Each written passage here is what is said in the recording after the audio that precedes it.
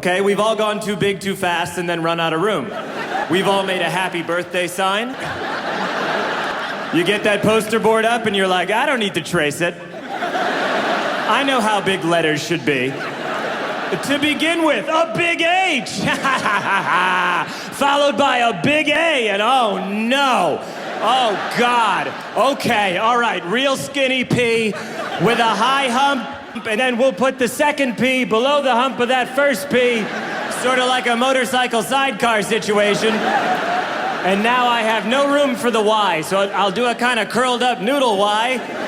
Block letters and cursive look good together. And then you go to write birthday, and you totally forget the lesson you just learned with happy.